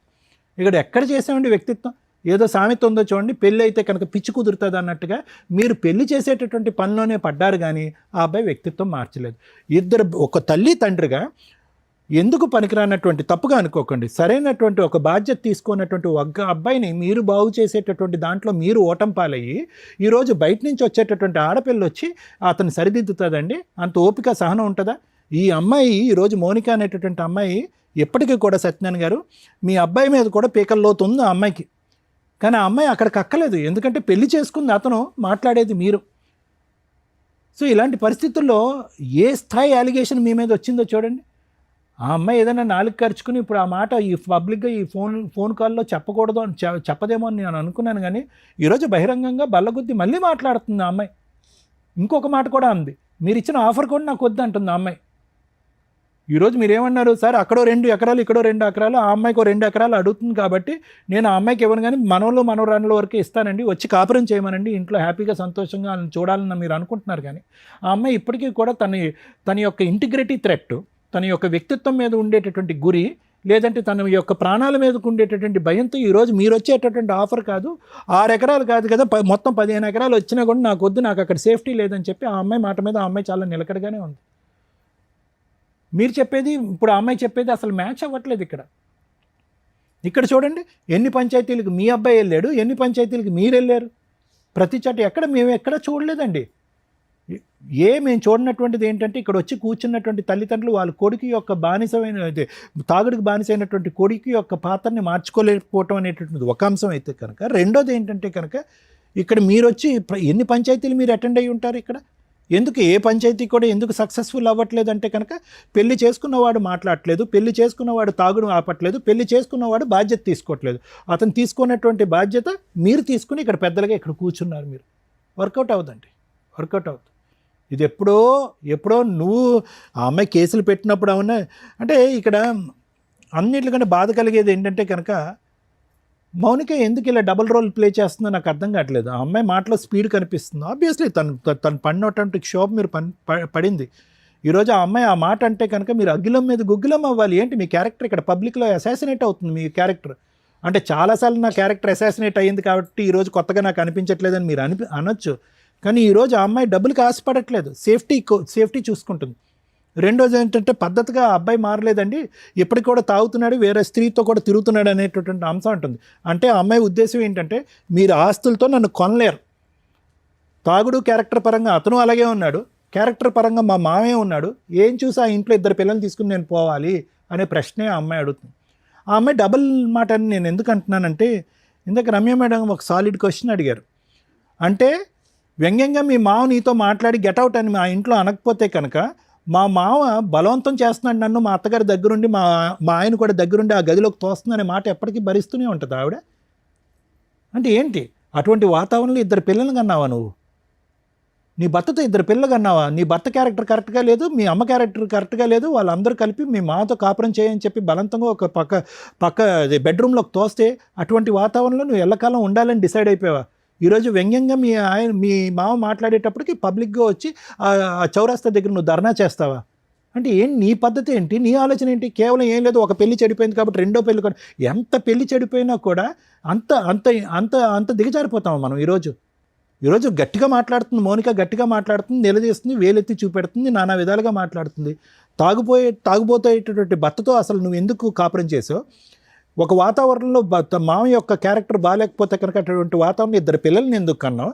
ఈరోజు మామ గెటౌట్ అనేంత వరకు మామ వైపు ఏలెత్తి ఎందుకు చూడలేదు? అంటే 10 సంవత్సరాల తర్వాత మామ గెటౌట్ అంటే కనుక 10 సంవత్సరాల పాటు ఇదే వాతావరణంలో నువ్వు ఉండేదానివా? సో ఈ అమ్మాయి మాటలో కూడా అసలు లాజిక్ లేదు, రీజన్ లేదు. అంటే మీరు రమ్య మేడం అంటుంది, మీరు ఆడపిల్లని అడుగుతారు కానీ ఆ వెనకతలు ఉండేటటువంటి భాగవతం మీకు తెలియదు అంటే కనుక అటువంటి భాగవతంలోనే కదా కర్మ. నువ్వు 3 సంవత్సరాల పాటు కాపురం చేసావు భర్తతో పాటు ఇద్దరు పిల్లల్ని. ఈరోజు అమ్మాయి యొక్క మనం చిన్న చూపు చేసి చూడట్లేదు. కానీ ఇటువంటి అట్మాస్ఫియర్లో ఈరోజు మళ్ళీ కాంప్రమైజ్ అండి, మళ్ళీ వాళ్ళు కలిసి ఉంటారండి అని చెప్పి అడగటం అనేది హాస్యాస్పదం. ఇక్కడ నెంబర్ 1 మీ అబ్బాయి యొక్క క్యారెక్టర్ బాగాలేదు, నెంబర్ 2 మీ అబ్బాయి యొక్క వ్యసనాలు అసలు బాగాలేదు, నెంబర్ 3 మీ వైపు 1 ఏళ్ళు కాదు 10 ఏళ్ళు మీ వైపు చూపెడుతున్నప్పుడు అటువంటి వాతావరణంలో ఎందుకు వచ్చే అమ్మాయి ఉంటుంది? It's not workable sir. ఈరోజు మీ యొక్క జీవిత కర్తవ్యం ఏంటి అంటే కనుక ఈరోజు మా అబ్బాయికి పెళ్లి చేయటం, ఇంకో అమ్మాయిని తీసుకురావటం, ఆ అమ్మాయితో ఇంకో ఇద్దరు పిల్లలకి అంటాం కాదు. తక్షణ కర్తవ్యం, జీవిత కర్తవ్యం ఏదన్నా ఉంది అంటే కనుక మీ తల్లిదండ్రులుగా మీ ఇద్దరికి మీ అబ్బాయి కౌన్సిలింగ్ ఇవ్వండి, లేదంటే సరైనటువంటి రిహాబిలిటేషన్ సెంటర్లో పెట్టండి, డి అడిక్షన్ థెరపీ ఇవ్వండి, ట్రీట్మెంట్ ఇవ్వండి. ఆ అబ్బాయిని ఒక మనిషిగా చేయండి, ఒక వ్యక్తిగా మార్చండి. ఈరోజు ఏ దమ్ము ధైర్యంతో ఆ అబ్బాయి ఈరోజు మా భార్య తన బిడ్డను తీసుకుని ఇక్కడికి వస్తే కనుక నేను బతుకుంటాను, లేదంటే తాగి చచ్చిపోతానని. ఇప్పుడు ఆ అబ్బాయి తాగి ప్రత్యేకంగా ఏం చచ్చిపోలేదు, ఈ పాటికే ఆ అబ్బాయి లివర్ కిడ్నీ అన్నీ పాడైపోయి ఉంటాయి. పట్టుమని అతని జీవితంలో 5 నెలలు మించి అతను తాగుడు ఆపలే, నేను చెప్పగలను. అతని జీవితంలో 5 నెలలు మించి ఎప్పుడైతే మాల వేసుకుంటాడో 5 సార్లు మాల వేసుకున్నప్పుడు నెల ఆపుంటాడు, అంతే, అంతకు మించి ఆపలే. ఇక్కడ మీ బంగారం బాగాలేదు సార్. మీ బంగారం బాగున్నప్పుడు ఎలాగ అమ్మాయిని ఏం చూపెట్టి ఒక ఆశ చూపెట్టి ఇక్కడ రమ్మంటాం? ఇక్కడ not only protecting the marriage, ఇక్కడ పెళ్ళిని కాపాడాలా, ప్రాణాలు కాపాడాలంటే ప్రాణాలని పరువుని కాపాడాలి. ఇప్పుడు ఆ అమ్మాయి ఏ ఉద్దేశంతో ఇక్కడికి రావాలి? ఆ పెద్ద ఆవిడ ఏడుస్తుంది, కానీ ఏ ఉద్దేశంతో మనం ఈరోజు తీసుకొచ్చి ఇక్కడ పెడతాం? ఏం గ్యారంటీ ఉంది? ఎవరిస్తారు గ్యారంటీ? ఇస్తాడా మీ అబ్బాయి తాగుడు జీవితకాలంలో ఆపుతాడని? అలాంటి గ్యారంటీలు ఎన్నో ఇచ్చుంటాడు అబ్బాయి. ఇస్తాడా మీ అబ్బాయి గ్యారంటీ ఈవిడతో తప్ప వేరే ఆడదాని వైపు నేను చూడనని చెప్పి? మీ వ్యక్తిత్వం గురించి నేను మాట్లాడట్లేదు, కానీ మీ అమ్మాయి అంత మీ కోళ్ళ అంత ఇదిగా మీ వైపు వేలెత్తి చూపెడుతూ ఉంటే కనుక ఏం అడుగుతాం? మీరు ఎలా అడుగుతున్నారు? ఆ అమ్మాయిని రమ్మని చెప్పి మీ ఇంటికి మళ్ళీ మానభంగం చేశాడు మా మామ అని చెప్తాడు. రెడీయా మీరు ఆ కేసు ఫేస్ చేయడానికి? మీ అబ్బాయి యొక్క వ్యక్తిత్వం క్యారెక్టర్ కరెక్ట్గా అనంతసేపు మీ భర్త మీద సమాజం ఈ అమ్మాయే కాకుండా నలుగురు వేలెత్తి చూపెట్టేటటువంటి పరిస్థితి క్లీన్ అయ్యేంత వరకు ఈ కాపురం కలిపేటటువంటి ధైర్యం చేసేటటువంటి పెద్ద మనిషి ఎవడో ఉండడు అనేది నా అభిప్రాయం. ఎవడు ధైర్యం చేయకూడదు కూడా, ఎందుకంటే సేఫ్టీ ఇష్యూ గురించి మాట్లాడినప్పుడు అలా చేయకూడదు. అది నా ఉద్దేశం. Thank you. ఏం మాట్లాడదాం? సార్ మీరు మాట్లాడండి. వినండి సార్, ఏం మాట్లాడదాం? ఎందుకు వచ్చారు? జడ్జిమెంట్ ఒకటే కదా సార్. ఎక్స్పెక్ట్ చేసి ఇక్కడికి వచ్చారో నాకు అర్థం కూడా కాలే. మీరు ఇక్కడి దాకా వచ్చినందుకు మీకు కొంత తెలియాలి, ఏంటి న్యాయం ఏంటి, ధర్మం ఏంటి అని. ఇక్కడ ఫస్ట్ మనం ధర్మం గురించి మాట్లాడుకుందాం. ఎందుకంటే నేను ఎప్పుడు మోరల్ వాల్యూస్కి ఎక్కువ ఇంపార్టెన్స్ ఇచ్చే మాట్లాడతా. లీగాలిటీ అనేది ప్రొటెక్షన్ కోసం ఇంకొక దానికోసం రావాలి. మామగారు వర్సెస్ కోడల్ ఈ కేసు ఇంత విన్నారు కదా. దీనివల్ల మనం నేర్చుకునేది ఏంటి? నేర్చుకోవడం కోసమే ఈ ఎపిసోడ్స్. అమ్మ కోడలు గారు ఎవరైతే ఉన్నారో మీ పేరు కూడా నేను మళ్ళీ చెప్పట్లేదు, మీ ఇన్లాస్ ఫేస్లు ఇక్కడ చూపించట్లా. మీ పేరు మీద కొన్ని కోట్ల మంది ఉంటారు సమాజంలో, ఇది మీ కేసు అని ఎవరికి తెలియదు. సో కాబట్టి మీరు ఫ్రీ, మీ అత్తామామలు కూడా ఫ్రీనే, ఇక్కడ ఎవరు మిమ్మల్ని హైలైట్ చేసి ఫేసులు చూపించట్లేదు కాబట్టి రిలాక్స్ ఉండండి. కోడళ్ళు ఈ మధ్య కేసులు వేసేటప్పుడు దారుణాతి దారుణంగా దిగజారి ఎలిగేషన్స్ని పెట్టడం వల్ల కోర్టులు నిజంగా సఫర్ అవుతున్న అమ్మాయిలకి న్యాయం జరగట్ల. ఈ పాపం మీరు వేసుకుంటారని గుర్తుపెట్టుకోండి. ఫస్ట్ ఆ దిగజారుడు మాటలేంటో తెలుసా? కొత్తగా మామగారు సెక్సువల్ అబ్యూస్ చేశారని, అత్తగారు ఈ కేసులో అయితే అత్తగారే రూమ్లోకి తోసింది, తాగుబోతు భర్త రూమ్లోకి తోశారు. మరి సెక్సువల్ అబ్యూస్ జరిగిందా? జరగల. నేను మాట్లాడిన 3 minutes ఫోన్ కాల్స్లో మీకు 90% క్రాస్ ఎగ్జామినేషన్ అయిపోయినట్టే లెక్క. ఆ అమ్మాయి ధైర్యం లేదా? ఇంత నరకం భరించడానికి అంత అవకాశం ఉందా? ఎందుకు ఉందో చెప్తాను. అవన్నీ దారుణం అండి. ఎప్పుడైనా ఒక మహిళ సెక్సువల్ అబ్యూస్ జరగదా మేడం అంటే జరుగుతాయి. వరస్ట్ ఆఫ్ వరస్ట్ మామగారులు ఎక్కడో ఉంటారు. మామగారు సెక్సువల్ అబ్యూజు, మా ఆయన మా అత్తగారితో పడుకుంటాడు వెళ్ళి, ఇవన్నీ చండాలమైన మాటలమ్మా. మళ్ళీ మీ అదే క్రాస్ ఎగ్జామినేషన్లో అడిగితే అత్తగారి దగ్గర పడుకోవడం అంటే నా రూమ్లో పడుకోడండి, అత్తగారు హాల్లో పడుకుంటే వెళ్ళి ఆవిడ పక్కన పడుకుంటాడు. తల్లికి ఎప్పుడు కొడుకు చిన్నపిల్లోడే, వాడికి 70 ఏళ్ళు వచ్చినా కూడా. అలాగే మామగారుల విషయానికి వస్తే ఆయనకి 2 కూతుర్లు ఉన్నారు. ఆల్రెడీ ఒక కూతురు కాపురం నాశనమే, ఆ పిల్ల కూడా ఇంట్లోనే ఉంటుంది. ఒక ఆడబడుచు ఇంట్లో ఉండి, మనవరాలు ఇంట్లో ఉండి దరిద్రాతి దరిద్రంగా ఒక ఎలిగేషన్ వేస్తున్నప్పుడు మనస్సాక్షి ఒకటి ఉంటుంది కదమ్మా. ఫస్ట్ హస్బెండ్ చనిపోయి రెండో హస్బెండ్ తాగుబోతూ వచ్చిన 1-2 monthsకే నీకు సీన్ అర్థమవుతుంది. వచ్చిన 1 yearలో ప్రెగ్నెన్సీ తెచ్చుకున్నప్పుడు మీకు సీన్ అర్థమైంది. ఇంటి యజమాని మామగారు హోల్ అండ్ సోల్. ఎందుకు చేసుకున్నావు పెళ్ళి? ఆస్తి కోసం. మామగారు ఎందుకు పెళ్లి చేశాడు? తాగుబోతు కొడుకు ఎవరో ఒక పిల్ల ఉండి వారసత్వం ముందుకు తీసుకెళ్ళాలి. ఎందుకంటే మన ఇండియన్స్ ఆలోచన విధానం ఆస్తి ఎక్కడికి పోకూడదు. అదే ఆడపిల్లలకి అసలు వెళ్ళకూడదు. కొన్ని సందర్భాల్లో మగపిల్లడు వరస్ట్ ఆఫ్ వరస్ట్ అయినా కూడా ఆళ్ళ వారసులకే వెళ్ళాలి. అదే ఈ మూర్ఖుడైన మాంగారు చేసిన పని. నా కొడుక్కి పిల్లలు పుట్టాలి, అందులో ఫస్ట్ ఇందాక మీరు అన్నారో లేదో, మాకు వారసుడు పుట్టాడండి. మగపిల్లడు పుడితే వారసుడు, ఆడపిల్లలు వారసులు కదా. Mistake number 1. నెక్స్ట్ మా మనవడు పుట్టాడండి, పుట్టగానే నేను 2 ఎకరాలు రాసేద్దాం అనుకున్నాను. రాశారా? రాయిలా. మనవరాలు పుట్టేదాకా మళ్ళీ వ్యవహారం నడుస్తూనే ఉంది. మనవరాలు పుట్టినాక రాద్దాం అనుకున్నానండి. ఇవన్నీ నిజం కాదండి. ఎందుకంటే నిజంగా రాసే వ్యక్తి ఆ 21 days ఫంక్షన్కో లేకపోతే ఆ 1 year కార్యక్రమానికో రాస్తాం. ఈలోపు ఇంకో ప్రెగ్నెన్సీ వచ్చింది. ఇవన్నీ ఎప్పుడు నడుచుంటాయంటే ఈ ఆలోచన విధానాలు పెద్ద మనుషుల పంచాయతీలు టీవీ షోకి వచ్చినాక చెప్తే బాగుంటుంది. ఎందుకంటే వాళ్ళు 6 ఎకరాలు అడిగేశారు కాబట్టి 2 ఎకరాలు మనవాళ్ళకి మనవరాలకి, మన వారసులు అంటే చించేసుకుంటున్నాం కదా, వాళ్ళకి ఇద్దామని ఒక ఇదే తప్ప ఈయనకి ఇచ్చే ఉద్దేశం లేదు. లీగల్గా ఇవ్వటం కుదరదు. ఇది గుర్తుపెట్టుకోండి కోడళ్ళు. మాంగారు ఆస్తిని చూసి కొడుకుల్ని పెళ్లి చేసుకుంటే కొడుక్కి సంపాదన మీదే మీ మెయింటెనెన్స్ ఉంటుంది. కొడుక్కి సంబంధించి అతని ఇన్కమ్, అతని ఆస్తుల మీదే మీకు ఆస్తి హక్కులు ఉంటాయి తప్ప మామగారు అత్తగారో సెల్ఫ్ ఎక్వైర్డో స్త్రీధనాల మీదో మీకు ఎటువంటి హక్కు ఉండదు. తిన్నగా కాపురాలు చేసి భర్తతో పాటు కంటిన్యూ అవుతూ భర్తకు వచ్చినప్పుడు మీరు తీసుకోవడం అనేది కామన్గా జరిగింది. పెళ్ళిళ్ళు చేసుకోవడం వరస్ట్ ఆఫ్ వరస్ట్ ఎలిగేషను. నిజంగా ఏదైనా స్త్రీకి వాళ్ళ మాంగారి దగ్గర నుంచో, మా బావల దగ్గర నుంచో, మరుదుల దగ్గర నుంచో ఇలాంటి ఒక సెక్సువల్ అబ్యూజ్ జరిగితే తల్లి చెప్పు తీసి కొట్టి బయటికి రండి. ఒక్క సెకండ్ కూడా ఆలోచించొద్దు. మీ క్యారెక్టర్లో పాతాళంలోకి వెళ్ళిపోతాయి. జరుగుతాయి. ఎక్కడో వరస్ట్ కోర్టులో ఒకడు దరిద్రుడు ఎక్కడో ఉంటాడు, వాడు పాపన ఆడిపోతాడు. బయటికి రండి. దీనికంటే సంవత్సరం ఆగి రావడం ఎందుకు? పెళ్ళి అమ్మాయి ఎప్పటి నుంచి జరిగింది నీకు ఈ హెరాస్మెంట్ అంటే ఫస్ట్ బాబు కడుపులో ఉన్న దగ్గర నుంచి. మరి రెండో ప్రెగ్నెన్సీ ఎందుకు తెచ్చుకున్నావు అంటే ప్రిపేర్, కోర్టుకి చెప్పడానికి ప్రిపేర్. జడ్జిలకి తెలియవా? నిజంగా హ్యాట్స్ ఆఫ్ అండి ఫ్యామిలీ కేసులు చేస్తున్న జడ్జెస్ ఎవరైతే ఉన్నారో. ఎందుకంటే ఆ కష్టం ఏంటో మాకు తెలుస్తుంది. ఈ మధ్య ఇంకా వరస్ట్. ఒకప్పుడు ఫ్యామిలీ మ్యాటర్ అంటే ఫ్యామిలీ మ్యాటరే, ఇప్పుడు ఎంత ట్విస్టులు, ఎంత దారుణంగా మాట్లాడుతున్నారు. 2 years ఎవరండి ఒక మామగారు సెక్సువల్ అబ్యూస్ చేయడానికి రెడీ అయిపోతారు. చేయలే, ఒక అదృష్టం ఏంటంటే చేయలే. సెక్సువల్ అబ్యూస్కి రెడీ అవుతూ రూమ్లోకి అత్తగారు వెళ్ళు అని తోస్తూ భర్త కూడా దోస్తాడట. అలాంటి భర్తతో సెకండ్ టైం వాడు తాగొచ్చి అని ఈడ్చుకెళ్ళిపోతే పడుకుంటూ పోయిందంట. మళ్ళీ ప్రెగ్నెన్సీ. టూ మచ్ అనిపించట్లే మీకు? జడ్జెస్ ఏమో అక్కడ ఊరికే కూర్చుంటారు అనుకుంటారా? మేమంటే మాట్లాడతాం, పాపం వాళ్ళు ఏంటి జడ్జిమెంట్ ఇవ్వాల్సిన టైంలో ఇస్తారు. సెన్స్ ఉండాలి కదమ్మా మాట్లాడేటప్పుడు. మీకు తండ్రి ఉంటారు, మీకు అన్నదమ్ములు ఉంటారు. ఎంత హీనంగా మాట్లాడుతున్నారమ్మా మీరు. ఆయన చెడ్డోడైతే బయటకు వచ్చాయి. లా అండ్ ఆర్డర్ నీకు ఫేవర్గా ఉంటుంది. సెక్సువల్ అబ్యూస్ని ఏ కోర్టు యాక్సెప్ట్ చేయదు. నువ్వు ఆ రోజు చేసే కేసు స్ట్రాంగ్ కేసు. 2 years అనుభవించానండి. నువ్వు ఇంట్లో నుంచి ఎట్లా వెళ్ళావు తల్లి? సెక్సువల్ అబ్యూస్ జరిగినప్పుడు వెళ్ళాలి. అదొదిలేసి మామగారు తిడితే ఆయన ఇంట్లో నుంచి తరిమితే వెళ్ళవచ్చు. టూ మచ్ కదా. మళ్ళీ సెకండ్ మ్యారేజ్ మేడం, ఇప్పుడేం చేస్తావు? ఇప్పుడు కూడా సెకండ్ మ్యారేజేగా. మేము కలపడానికి ట్రై చేస్తుంటే నువ్వు ఆ ఛాన్స్ కూడా ఇవ్వట్లా.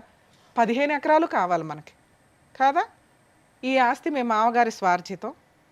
మీకు సెకండ్ మ్యారేజ్ సర్దుకోవడం అనేది ఓన్లీ ఆస్తి కోసమే సర్దుకున్నారు తప్ప నిజంగా సెక్సువల్ అబ్యూజ్ని నేనైతే యాక్సెప్ట్ చేయట్లేదు. ఎందుకంటే భూప్రపంచంలో ఏ స్త్రీ కూడా మామగారు ఇట్లాంటి హెరాస్మెంట్ చేస్తే తొక్కుల ఆస్తి కోసం టెంప్ట్ అయ్యారు ఇదయ్యే దరిద్రులు ఎక్కడో ఉంటారు తప్ప మీరు అది కాదు. ఎందుకంటే నేను నమ్ముతున్నా మీ క్యారెక్టర్ని. ఇటువంటి అబ్యూజే జరిగితే ఆస్తి కోసం గంజన్న తినొచ్చు తల్లి, ఆస్తి కోసం క్యారెక్టర్ నమ్ముకోవద్దు. అమ్ముకున్నారా మళ్ళీ మాట్లాడద్దు బయటకు వచ్చి. ఎందుకంటే మామగారు అంటే ఒక తండ్రి పాత్రలో ఉంటారు తల్లి. చాలామంది కోడళ్ళు వణికిపోతారు ఇప్పుడు ఈ ఎపిసోడ్ వింటే. మామ నవ్వుతూ దగ్గరికి వచ్చినా వాళ్ళకి భయం వేస్తుంది, అమ్మ అని తలని విన్నా భయం వేస్తుంది. ఎందుకంటే ఆ స్పర్శ యొక్క మీనింగ్ ప్రతి స్త్రీకి తెలుసు. ఏ మగాడు ఏ దృష్టితో చేయేస్తాడు అని. ఆ బేసిక్ సెన్స్ లేకుండా బతకట్లేదుగా. ఆస్తుల కోసం బతికారంటే ఆ పాపాలు మూటగట్టుకోవాల్సిన పరిస్థితి. ఇప్పుడు 3 పిల్లల్ని దగ్గర పెట్టుకొని న్యాయ పోరాటం, 498 డీవీసీ, మెయింటెనెన్స్, ఆస్తుల పార్టీషన్. అలాగే తల్లి సుప్రీంకోర్టు దాకా వెళ్ళొచ్చు ఈ కేసులో. నువ్వు హ్యాపీగా నీ భర్త ఏ పని చేయడు, పనికి మాల తాగిపోతూ ఆయన దగ్గర నుంచి నీకు మెయింటెనెన్స్ కూడా అంతంత మాత్రమే. మరి అత్తమామలు ఇవ్వాలి కదండి అంటే ఎక్కడైనా రీజనబుల్గా ఏదైనా కోర్టు పిల్లల హ్యూమనిటికల్ గ్రౌండ్ మీద ఈయనేదో తెలియక ఇప్పుడు 2 ఎకరాలు 4 ఎకరాలు ఇస్తానన్నాడు కానీ ఆ మాట అనకపోతే ఖచ్చితంగా మెయింటెనెన్స్ కూడా రాదు. అత్తమామల దగ్గర నుంచి వసూలు చేసే రైట్స్ నీకు లేవు.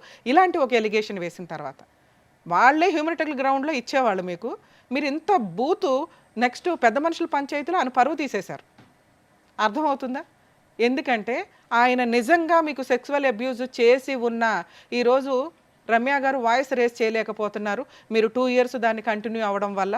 మీ మామగారు ఇంట్లో నుంచి బయటికి వెళ్తే మేడం నేను వెళ్ళలేనండి, నేను కేసులు వేయలేనండి, నాకు ఎవరు సపోర్ట్ లేరండి, సెకండ్ మ్యారేజ్ కాబట్టి నిలబెట్టుకున్నానండి అన్న నువ్వు 10 ఛానల్స్ని కూర్చోపెట్టావు, నిరాహార దీక్ష చేసావు. ఈ రోజున 10 కేసులు వేసి కంటిన్యూ అవుతున్నావు. కేసులు వేయడానికి అన్నీ బాగానే ఉంటాయి తల్లి. ఒక 5 ఇయర్స్ ఫైట్ చేయండి. మీకు జరగాల్సిన న్యాయం కోర్టు ద్వారా 100% నడుస్తుంది. రిమైనింగ్ నీ గురించి మంచిగా మాట్లాడితే మీకు అవసరం సెకండ్ మ్యారేజ్ చేసుకున్నారు. ఫస్ట్ కూతురు ఎవరైతే ఫస్ట్ హస్బెండ్ నుంచి అతను చనిపోవడం వల్ల పుట్టిన పాప ఏదైతే ఉందో అమ్మమ్మ తాతయ్యల దగ్గర పెరుగుతున్న సమయంలో ఖచ్చితంగా వీళ్ళు ఒక కండిషన్ పెట్టారు, మా ఇంటికి తీసుకురాము, మాతో పాటు ఉండడం జరగదు అని. అది ఏ స్త్రీ కన్నా పేగుబంధం లాగేస్తూ ఉంటుంది తల్లి. నీకు అటు ఎక్కువ ఇంట్రెస్ట్ ఉంటుంది కామన్గా. గబా గబా ఇక్కడ ఒక 2 పిల్లల కంటే ఇక్కడ నుంచి కొంత ఆస్తి వస్తుంది. ఎప్పుడైనా 10 ఏళ్ళ కన్నా నువ్వు ఈ పంచాయతీ పెట్టేదానివి, ఇప్పుడే కాదు. ఎందుకంటే మీ ఆయన పనికి మనలోడు ఏ తాగుతానే పడి ఉంటాడు ఎక్కడైనా కానీ. నెక్స్ట్ ఆయన పెళ్ళిళ్ళ గురించి అక్రమ సంబంధాల గురించి తెలియక ఆస్తి కోసం మీరు చేసిన ఈ పని ఏదైతే ఉందో మీ క్యారెక్టరే తగ్గిపోయేలాగా ఉంది. మీరు కరెక్టే కాదు అసలు. మీ కోడలు ఆ విషయాన్ని సప్రెస్ చేసింది కాబట్టి ఈ తప్పు జరగలేదు అని మేము నమ్ముతున్నాం. ఎందుకంటే 2 ఇయర్స్ సెక్సువల్ అబ్యూస్ జరుగుతుంటే ఏ స్త్రీ కూడా ఆస్తి కోసం కక్కుర్తుపడి మీ కోడలు లాంటి నిజాయితీ పిల్ల అయితే అసలు ఆగదు. ఆ అమ్మాయి నిజాయితీ పిల్లే, ఆ అమ్మాయికి సెక్సువల్ అబ్యూస్ జరగలే. బయటకు వచ్చినప్పుడు చెప్పాల్సిన ఎలిగేషన్స్ ఉంటాయి. ఎక్కేసిన వాళ్ళు ఎవరో ఉంటారు, ఎక్కేశారు. అర్థమవుతుందా? ఎందుకంటే ఆ అమ్మాయికి తినడానికి ఉన్నా లేకపోయినా ఒక మామగారి దగ్గరకు వచ్చి ఇలాంటి ఒక పని చేస్తే పని చేయడానికి ట్రై చేసినా కూడా యాక్సెప్ట్ చేయరు. ఇలాంటి ఈయన ఇక్కడికి వచ్చి ఆ మాట మాట్లాడకూడదు, నాకు కోడలు కావాలండి అని. ఇలాంటి అమ్మాయి ముఖం కూడా చూడకూడదు. ఈయన క్యారెక్టర్ ఇక్కడ ఎందుకు తగ్గిపోయిందో తెలుసా? ఈయన తప్పు చేశాడని కాదు. అలాంటి అమ్మాయిని మేడం నాకు కోడలు కావాలండి మా అబ్బాయి కోసం అన్నారు చూసారా, అక్కడ పడిపోయింది. ఒక మామగారు తండ్రి పాత్రలో ఉన్న వ్యక్తి క్యారెక్టర్ని రోడ్డు మీద టీవీ ఛానల్స్లో పంచాయతీ పెట్టి ఈరోజు మాట్లాడుతుంటే కూడా ఆ అమ్మాయి అంత ఎమోషనల్లో మాట్లాడుతున్నప్పుడు మీ పనికిమాలిన అబ్బాయి యొక్క సంసారం కోసం మీరు అమ్మాయి వస్తే చాలండి అంటే దారుణాతి దారుణం. మీరు ఆ పని చేయడానికి ఇంకా కంటిన్యూ అవ్వడమో ఇంట్రెస్ట్ చూపించడమో మీరు ఆ పని చేశారు అనేది కన్ఫర్మ్ అయిపోతుంది సార్. దయచేసి ఎక్కడా కూడా మళ్ళీ వీళ్ళిద్దరిని కలపడానికి మీరు ట్రై చేయకండి. మీ క్యారెక్టర్ మీకు ఇంపార్టెంట్ అయితే మీకు తెలియక మీరు మాట్లాడుతున్నారు. కేసులు క్లోజ్ అయిపోతే కోర్టుల చుట్టూ తిరగాల్సిన పని ఉండదు. మా అబ్బాయికి ఎవరో పిల్లలు ఉంటారు, 2 పిల్లలు అక్కడ బతుకుతున్నారు. ఆ పిల్లలు ఎక్కడ బతకాలనేది ఆవిడ డిసైడ్ చేసింది, మీరు కాదు. అర్థమవుతుంది? మీరు చిన్న విషయం అంటున్నారు కానీ అదంతా ప్లానింగ్తో జరిగిన విషయం. నిజంగా సెక్సువల్ అబ్యూజ్ ఉంటే ఆల్రెడీ ఒక కూతురు ఇంట్లో ఉంటుంది, ఒక కొడుకు పనికిమాలినోళ్ళు తయారయ్యాడు, మీ పనిష్మెంట్ మీరు పడుతున్నట్టే లెక్క. అందుకే ధర్మం మాట్లాడతాం. లా అండ్ ఆర్డర్ అనేది మన ఇండియన్ కాన్స్టిట్యూషన్స్లో వీటన్నిటిని కలుపుకొనే లీగాలిటీ సిస్టమ్ని క్రియేట్ చేయడం జరిగింది. అంత ఎవిడెన్స్ కావాలి లా ప్రకారం అని. కానీ మోరల్ వాల్యూస్ కొన్ని ఉంటాయిగా, అవి ఎవిడెన్స్ మీద జడ్జిమెంట్ మీద ఖచ్చితంగా ఎఫెక్ట్ పడతాయి. ఇక్కడ అదే జరిగింది. మీకు మీ అబ్బాయిని కాపాడుకోవడం ఎట్లా అని ట్రై చేయండి. మీరు విన్నారు కదండి, 20 ఇయర్స్ అప్పుడు స్టార్ట్ అయిందట అబ్బాయి గారి తాగుబోతుతనం. మాల వేసుకున్నప్పుడు లేకపోతే ఏదన్నా ఏ మాలలు అయితే అన్ని రకాల మాలలు వేస్తారు మళ్ళీ ఆ మాలలు వేసినప్పుడు తాగడం, మిగతా టైం అంతా ఆన్లోనే ఉంటాడు. రీహాబిటేషన్ సెంటర్స్కి మారాలి అనుకునే వాళ్ళకి రీహాబిటేషన్ సెంటర్లు కానీ మార్చటం కోసం కాదు. ఎందుకంటే మార్చడం అనే బలవంతపు పని కొన్ని రోజులే చేయగలరు, 6 నెలల, సంవత్సరమా, 2 సంవత్సరాల. మీకు మారాలని లేనప్పుడు బయటకు వచ్చి మళ్ళీ పెడితే వాళ్ళని ఎందుకు పరువు తీయడం? మారాలి అనుకునే వాళ్ళకే అవన్నీ. మీరు బలవంతంగా చేసే పని కొంతకాలం తాగకుండా ఉంచడానికి పనికొస్తుంది. మారండి, మాల వేసుకున్నారు, ఏం నేర్చుకుంటున్నారు? అన్ని రకాల మాలలు వేస్తున్నారు, వాటిల్లో ఎన్ని రకాల ధర్మమైన పద్ధతులు ఉంటాయి. అది వేసుకుని భక్తితో వేసుకుంటున్నారా, కొంతకాలం తాగుడు మానేయడానికి వేసుకుంటున్నారా? కొంచెం బేసిక్ ఆలోచించండి. 21 days 41 days ఒక పని కంటిన్యూస్గా చేసామంటే ఆ మంచి అలవాటు అవుతుందట. 10 సార్లు వేసుకున్నారు, 10 ఏళ్ల నుంచి వేసుకుంటున్నారు, 5 ఏళ్ల నుంచి. అమ్మ ఇట్లాంటి కొడుకుని మీరేమి వెనకేసుకొని రావసరలా. అలాగే మీ ఆయన ఆ అబ్బాయి పరువు అంతా తీయవసరలే, ఎందుకంటే మీ పెంపక లోపం ఇది. 20 ఏళ్ల కుర్రోడి తాగుడు మానిపించలేని తల్లిదండ్రులు ఆస్తి మీద కాన్సన్ట్రేషను, సొసైటీలో పరువు మీద కాన్సన్ట్రేషను, ఆ అబ్బాయికి ఏదో పెళ్లి చేసేయాలని కాన్సన్ట్రేషన్. లీగల్ ప్రొసీడింగ్స్ సార్ మీరు నేర్చుకోవాల్సింది, తెలుసుకోవాల్సింది సత్యనారాయణ గారు. లీగల్గా మీరు ఫైటింగ్ చేయండి, మీకు ఎక్కడా కూడా చిల్లిగవ్వపోదు. మీరు 4 ఎకరాలు పిల్లలకి ఇస్తామనేది కరెక్ట్ కాదు. ఎందుకంటే మీకు నచ్చి ఇవ్వడం వేరు, ఈ రోజున బలవంతంగా తీసుకోవడం వేరు. కోర్టుని డిసైడ్ చేయనివ్వండి, అప్పీల్కి వెళ్ళండి. డైవర్స్ కేసు కంటిన్యూ అవుతుంది. మీ అబ్బాయి నాకు పిల్లలు లేకపోతే మేము బతకలేము, నాకు పిల్లలు కావాలి అంటే మీకోసం పిల్లల్ని మీకు ఇవ్వడం కుదరదు. అత్తమామల కోసం, నానమ్మ తాతయ్యల కోసం పిల్లల కస్టడీ ఇవ్వరు. తండ్రి కరెక్ట్గా ఉండాలి. నిజంగా మీ అబ్బాయికి పిల్లలు కావాలంటే విజిటేషన్ రైట్స్ ఇస్తారు.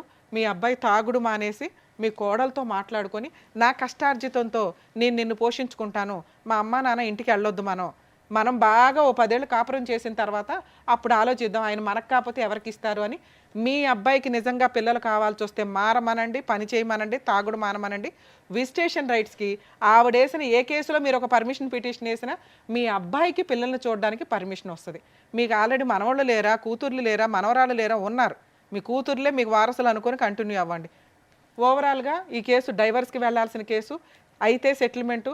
ఇందులో మీరు గట్టిగా ఇస్తే ఎకరం ఏదైనా ఇచ్చుకొని మాట్లాడుకోవాలి తప్ప 6 ఎకరాలకి 4 ఎకరాలకి అసలు వెళ్ళకండి సార్. ఇది ఇలాంటి సెటిల్మెంట్లు చేస్తే ప్రతి ఒక్కళ్ళకి ఇదే అలవాటు అవుతుంది. కోర్టు ఏం డెసిషన్ తీసుకుంటుందో తీసుకొనివ్వండి. ఎందుకంటే మీ కోడలు వేస్తున్నాయన్నీ ఎలిగేషన్సే, మీ మీద అబాండాలు వేసింది కానీ అవి నిజాలు కాదు. కోర్టులో ప్రూవ్ చేయడం జరగదు. అర్థమవుతుందా? ఒకవేళ అలాంటి ఎవిడెన్స్లు ఏమన్నా ఉంటే మీకు తగ్గ పనిష్మెంట్ మీకు పడుతుంది. తప్పు చేసినోడు ఎవరన్నా పనిష్మెంట్ పడాల్సిందే, అత్యాసకు పోయిన వాళ్ళు ఎవరన్నా పనిష్మెంట్లు పడాల్సిందే. మీరు మీ అడ్వకేట్లు చెప్పినట్టు మీరు ప్రాపర్గా ఫైట్ చేసుకుంటూ వెళ్ళండి. కోర్టులో ఏ న్యాయం జరిగిద్దో మీకు అదే న్యాయం ఫైనల్. ఈ స్టేజ్ మీద అయితే మేము ఈ పాయింట్స్ మీద మాట్లాడం, మీ తప్పులు మీకు తెలియజేసాం. మీరు ఇంకెక్కడా కూడా 5 ఎకరాలు ఇస్తాం 3 ఎకరాలు ఇస్తామని అనొద్దు సార్, ఎందుకంటే అది మీ కష్టార్జితం. కేసులు ఏం తేలుతాయో చూసిన తర్వాత మీ ఇష్ట ప్రకారం ఇచ్చుకోండి. Okay madam, thank you madam. Sir నాకు తెలిసి మీకు కావాల్సినటువంటి సొల్యూషన్ ఇక్కడ దొరికిందనే నేను అనుకుంటున్నాను. అంటే ఏం చేయాలి, ఎలా ఉంటే బెటర్ అనేది మీరు అడిగిన దానికి కరెక్ట్గా ఆన్సర్ చెప్పారు. అది మీరు చేస్తే కరెక్ట్ అని మా ఉద్దేశం. Thank you sir, thank you madam. మరో కథతో మళ్ళీ కలుద్దాం.